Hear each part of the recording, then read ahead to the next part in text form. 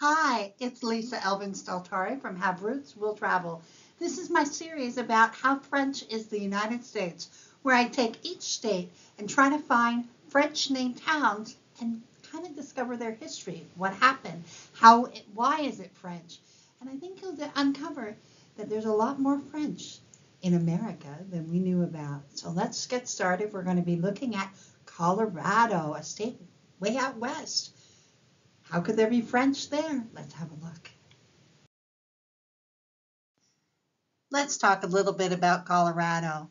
It is a state known for incredible landscapes, a culture that is so vibrant, and of course the history that it really is almost like a country unto itself. I was just there for the very first time last month, and I have to say it overwhelmed me in terms of just how special it really is. And Colorado's history begins long before we were here. A lot of indigenous tribes, including the Ute, the Cheyenne, the Arapaho, inhabited the region for many thousands of years. And the state's modern history took shape in the mid 19th century, driven by the Colorado Gold Rush of 1858. This led to lots and lots of people coming in to the establishment of mining towns, some of which still exist today. And in 1876, Colorado became the 38th state, often referred to as the Centennial State because it achieved statehood 100 years after the Declaration of Independence. Throughout the late 19th and 20th centuries, Colorado expanded rapidly, and it was largely on account of agriculture, mining again, and then tourism, thanks to that amazing Rocky Mountains. Today, Colorado is known for its extraordinary diverse economy, thriving industries such as technology, aerospace, and renewable energy. And the state's population has grown significantly, making it one of the fastest growing in the United States. Their biggest cities are Denver and Boulder and Colorado Springs. And Colorado truly is kind of like a spotlight on the past with an emphasis on the future. That's kind of how I saw it. So let's get to know the French influence of this incredible place. So Cache la Poudre River is actually the way that it's pronounced in current day Colorado. In French Canada, it would be pronounced Cache la Poudre River, and its origins come from French Canada when an incident occurred in the 1820s when French Canadian trappers were caught by a snowstorm apparently and were forced to bury part of their gunpowder along the banks of the river. So hide the gunpowder. So that's where that came from. So it exists still to this day. And so we come to what is known as Lafayette, Colorado. In French Canada, it would be Lafayette. So it's just an emphasis on the A, rather they pronounce it with more of an F, Lafayette. Today, but it's really interesting because originally when I saw it, I was like, oh, they named it after Lafayette. Not quite. But today, this is a really interesting small town. I mean, there's 30,000 people that live here today, so it's not that small. And it is remarkable because it's a woman, Mary Foote Miller, town. So it's a woman, and Colorado women, I think I've seen a lot of just how tough they were. And they had occurred in January of 1888, and she filed the original town of Lafayette plat, originally laying the groundwork for what would become a thriving community. Do you know that she named it after her husband, whose name was Lafayette Miller, and that is where it comes from. So it really doesn't it is a French name originally, but it is from, I believe they came from Tennessee, and they had built their life there. So I think that it's just amazing that you never know what you're going to find. As I dug deeper into this lovely woman's life, it was just amazing how she came to Colorado in 1868, purchasing land, and her father and brother were there, and they eventually relocated to Boulder, and then tragically Lafayette, her husband, passed away in 1878, and on the coal was discovered on the Miller Farm in 1884 and ignited a mining boom in the area. This discovery paved the way for the establishment of the Simpson Mine in 1887, which marked the beginning of a very prosperous coal mining era for Lafayette. And by July of 1888, a second mine, the Cannon, began operation. And so you can really see that Mary Miller designated 37 acres of their farm for the new town. And as I've said, she named it after her late husband. She was an amazing, like just an incredible force to be reckoned with. And her leadership was just extraordinary. She founded the Farmers and Miners State Bank in 1892, although it later closed. In 1900, she established the Lafayette Bank and became its president, making history as one of the very first female bank presidents in the United States. And she remained active in community affairs. She advocated for the temperance movement. She ran on the Prohibition Party ticket for both a U.S. Senate seat and the state treasurer position. And she passed away in 1921, but her impact on this town is just remarkable. So I needed to share that story because, we always think that women were subservient, and look at her. She was just incredible. So hats off to you, Mary. So we turn to now Laporte. It really is, and that is how it's pronounced. But in French Canada, it would be pronounced La Porte, which actually means the door. And the town was first settled by those French Canadian fur trappers that we saw in the Cache de Poudre River. And it was a gateway. So they named it La Porte because it really was just the beginning of it. And they built cabins along here, and it was really the first settlement in Larimer County. And it became the main first settler was a man named Antoine Janis. And he actually was born in Missouri, to a French father and a mulatto mother. And as a young man in the early years, Antoine would travel with his father on the trading caravans from Missouri to the Green River.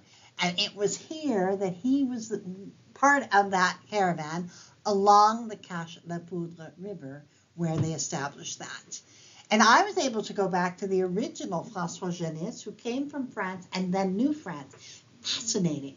They went to Missouri and Detroit within the first generation, very early on. So you're going to find Janis as a name, a French name, actually very, very much more common than you would expect because they were there for from the 1800s on.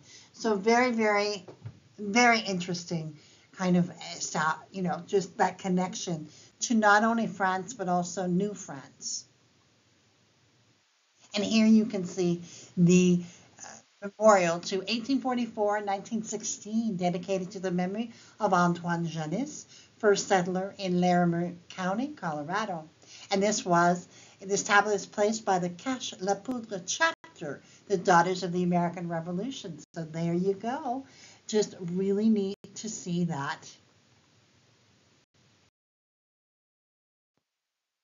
So turn our attention to LaSalle. It actually is pronounced the same way. And I wanted to dig a little deeper because I thought, well, where did they come up with this name? Well, it turns out that the man who was an early settler here came from LaSalle, Illinois. And that town was named for the LaSalle Street railroad station in Chicago. So I dug a little bit deeper and I found out that LaSalle is actually a really, really prominent street and that I have been on in Chicago. It has the train station and all that. I had no idea. So really interesting kind of, tidbits that you find.